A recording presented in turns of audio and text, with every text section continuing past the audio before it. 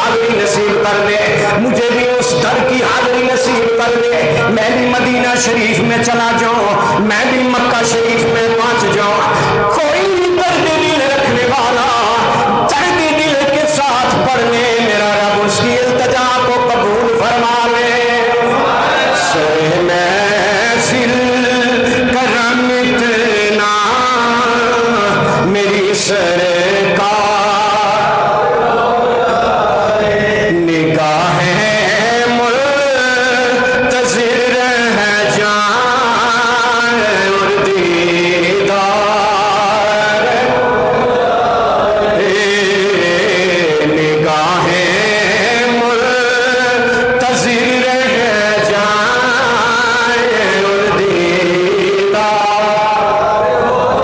ارے مجھے تو یہ امید ہے، میں تو نظر رکھتا ہوں اللہ نے مجھے بینائی عطا فرمائی ہے، دنیا میں ایسے لوگ بھی بستے ہیں جن کی بینائی نہیں ہے، ذرا ان سے بھی تو پوچھئے نا، ان سے پتہ کرو گے تو وہ بھی یہی کہیں گے نگاہیں منتظر ہے جان اور دیدار۔ سر محفل کرم اتنا میری سرکار ہو جائے، سر محفل کرم اتنا میری سرکار ہو جائے، نگاہیں منتظر ہے جان اور دیدار۔ اور غلام مصطفیٰ بن کر میں بک جاؤں مدینے میں۔ جب بکتے ہیں نا رسول اللہ کی بارگاہ میں لوگ، اور جو میرے نبی کی بارگاہ میں بک جاتے ہیں پھر ان کو دنیا کی مال و دولت کوئی اور جاہو جلال خرید نہیں سکتا، جو رسول اللہ کی بارگاہ میں بک جاتے ہیں۔ تو شاعر کہتا ہے غلام غلام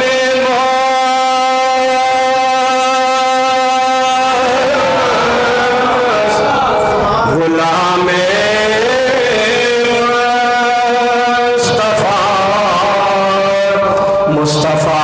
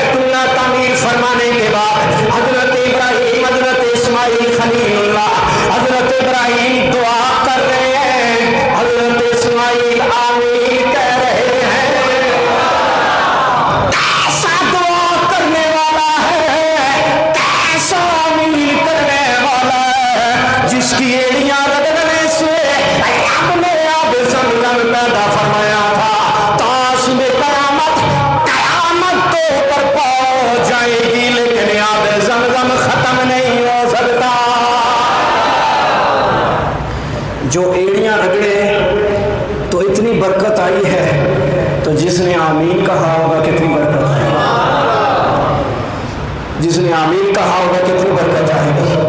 حضرت ابراہیم خلیل اللہ عرض کرتے ہیں وَيُعَلِّمُهُمُ الْكِتَابَ وَالْحِكْمَةَ وَيُزَكِّيهِمْ إِنَّكَ أَنْتَ الْعَزِيزُ الْحَكِيمُ۔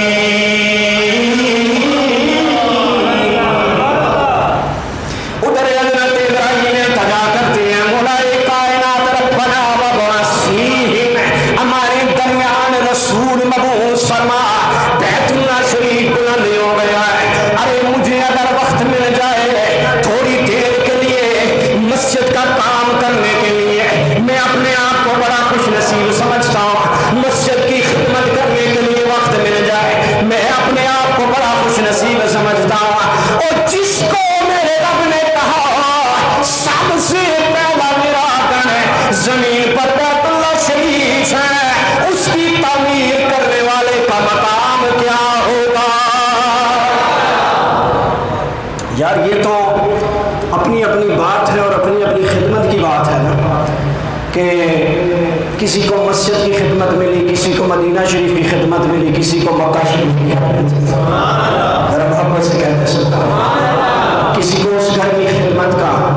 اب حضرت ابراہیم خلیل اللہ نے اپنی بات کو ختم کرنا۔ حضرت ابراہیم خلیل اللہ آپ حاجی جا رہے ہیں، دل بڑا مضطرب ہے، دل بڑا رو رہا ہے، دل بڑا اداس ہے۔ مولا کائنات ہم بھی تو انسان ہیں، ہم بھی تو تیرے بندے ہیں، کیا ہوا گناہگار ہیں، اتنے دور بسنے والے ہیں۔ رب کائنات کسی حاجی کی آمین بھی قبول کر لینا، ہمارے حق میں بھی قبول کر لینا، کسی کا حج قبول کر لینا، اس کے حج کے صدقے سے ہمیں بھی اس گھر کی حاضری نصیب فرما دینا، ہمیں بھی حج کی توفیق عطا کر دینا، عمرہ کی توفیق عطا کر دینا۔ جب بیت اللہ شریف کو بلند کیا حضرت ابراہیم خلیل اللہ عرض کرتے ہیں اے رب کائنات ایسا نبی رسول ہمارے درمیان میں، ایسا نبی رسول ہمارے درمیان میں جو ہماری اولاد سے ہو، جو ہم میں سے ہو، جو ہمارے اوپر قرآن کی تلاوت کرنے والا ہو، تیری آیات پڑھنے والا ہو، حکمت کی باتیں سکھانے والا ہو، یزکیہم پاک کرنے والا ہو۔ اے رب کائنات بڑا غفور رحیم عزیز اور حکیم رب ہے، رب کائنات میری دعا کو قبول فرما لے۔ التجا کی حضرت ابراہیم نے، آمین کہا حضرت اسماعیل نے، پھر کیا ہوتا ہے؟ اللہ کے پیارے نبی نے ارشاد فرمایا میں ابراہیم کی دعاؤں کا صلہ، میں ابراہیم کی دعاؤں کا صلہ۔ پھر ایسا وقت بھی آتا ہے اسی گھر کے قریب اللہ رب العزت نے پھر ایسے ہی نبی کو مبعوث فرمایا جو قرآن کی تلاوت کرنے والا ہے، جو حکمت کی باتیں سکھانے والا ہے، یزکیم پاک کر رہا تھا، پاک فرمانے والا ہے، مظاہرے کا سیدھا ہے۔ یہ نہیں رب کا نبی جب ہم آج بھی ترجمہ کریں گے تو یہی بنے گا، ایسا نبی بھیج جو پاک کر رہا ہے پاک کرتا رہے گا۔ مانا یہی بنے گا کہ وہ نبی پاک فرما رہا ہے، پاک بولو فرماتا ہے تاصب قیامت۔ تو آخری بات سن لو، جو پتھر جنت سے آیا ہو اسے حجر اسود کہتے ہیں، پہلے حجر ابیض تھا، یعنی پہلے سفید پتھر خوبصورت سفید پتھر تھا، پھر حجر اسود بن گیا ہے۔ اب اس کے بارے میں اس کی علامت اور نشانی یہ ہے جو بھی اس کے سامنے سے گزرے گا قیامت والے دن اس کی سفارش پیش کرے گا، اس کا نام جانتا ہوگا، غلط فہمی نہیں لگے گی، ایک دو نہیں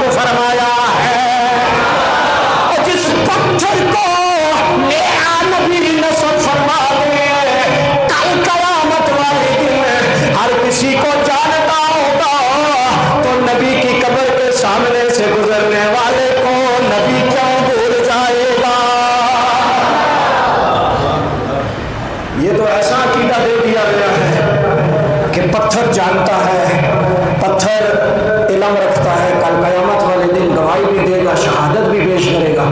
اور جس نبی نے اپنے ہاتھ سے اس پتھر کو لگایا ہے اس کے بارے میں یہ کہ وہ نہیں جانے گا، وہ بھی کل قیامت والے دن کہے گا یہ کہ کون سی نیت لے کے